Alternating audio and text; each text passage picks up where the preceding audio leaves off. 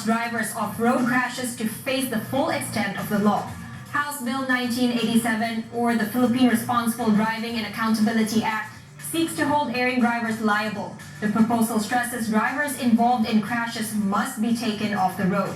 We now speak to the author behind this measure. Joining us now live via Zoom is Congressman Frederick Siao. He's the chairperson of the House Committee on Civil Service and Professional Regulation. Good afternoon, sir. Good afternoon, everyone. Congressman, can you give us first a brief background on your proposal, which is the Philippine Responsible Driving Act?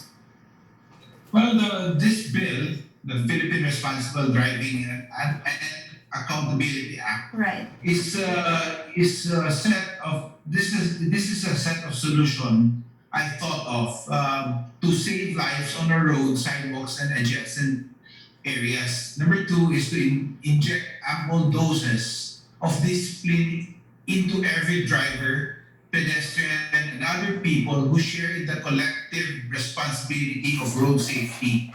And number three, it gives emphasis on responsibility, how we value our own lives and the lives of others on the roads and on the sidewalks and on the structures alongside the roads. And number four is to update our archaic or obsolete laws about criminal, civil, administrative liability for loss of life, injury, damage to property, and disruption of lives involving road safety. And number five, to improve law enforcement, including the issuance of driver licenses and road use licenses or permits. And number six, if you're not at fault or only partially at fault, then you should not be arrested, or you are not the only one arrested, or you do not suffer all the burden of the incident.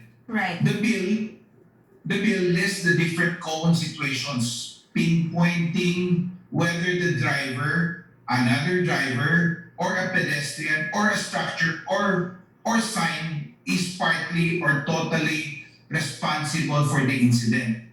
Right. Kapag hindi kasalanan ng driver, kapag hindi kasalanan ng driver, hindi siya o ang vehicle owner ang dapat managot. Meron din pananagutan ang ibang driver o pedestrian na sangkot sa insidente. Right, with that, sir, so you mentioned this bill also seeks fairness for drivers in the event of a crash. Can you explain this further to us, sir? Well, I would like to cite reasons behind drafting this bill. Well, we know, number one, too many people dying every day, every week, every year. Second, the social and economic cost of deplorable road safety. And number three, our roads are finite resources. Vehicular access and use of these roads are both a right and a privilege. It is the privileged part that licenses to operate vehicles on the road are issued by the government.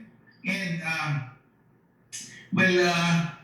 for example, let's put it this way. For example, you're the driver. Right. You're going around, you're doing errands, and suddenly may lumabas na nakabisikleta ang bumangga sa'yo. And the question now is, sino may kasalanan? Usually, in the present situation, present law, it's the driver, the vehicular driver who is always at fault. So, ngayon, we found out that the motor driver, the motorcycle driver, or the bicycle driver is intoxicated pala. So, ngayon, balik ko yung question, sino ba may kasalanan? Who is at fault at this time? Right. So, again, we have to change our law to also find out who is at fault talaga. Mm-hmm. So, sir, recently you've also been pushing for the mandatory recording of traffic violations and road safety incidents such as hit-and-run cases. Can you tell us why you think this should be strictly implemented? Well, there's a lot of, I would say, drivers who after the accident happens ay may arregluhan. So there are violations or accident not officially recorded. So we're proposing electronic recording of traffic violation, road incidents, and hit and runs for even down to yung level na may arregluhan na to talagang be recorded to show talaga the record of each individual holding a driver license. Right. So Sir, that's go on, sir. yes, go on, please. Sir, I just wanted to ask, ano po ang update sa proposal niyo sa Congress? Well, right now, it's not passed yet, but it's under a technical working group. We have two bills, similar bills filed. Another one is filed by Congressman Marvin Marino of Batas. Someone is assigned as the chairperson to look into this, to fine-tune and to have it to come up with a better version. So we're waiting and very excited about this. I'm sure a lot of drivers feel the same way. Since I'm also a driver, I'm sure you're also a driver. Yes, sir. And accidents sometimes like this happens a lot. So we need to protect. Kawawa naman yung driver, hindi mo kasalanan at kayo pa makulong o kayo pa magbayad. Congressman, talking about electric scooters naman, you said riders should secure permits from LTO. Briefly lang po, why do you think this is necessary?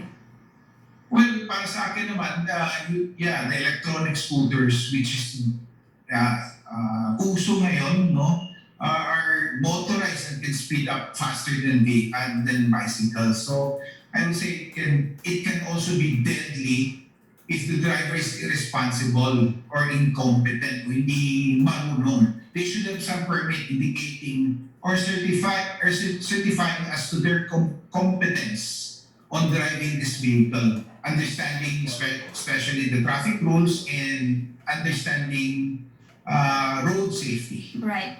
Thank you for your time, sir. That was Congressman Frederick Siao, Chairperson of Committee on Civil Service and Professional Regulation. Still on the roads now.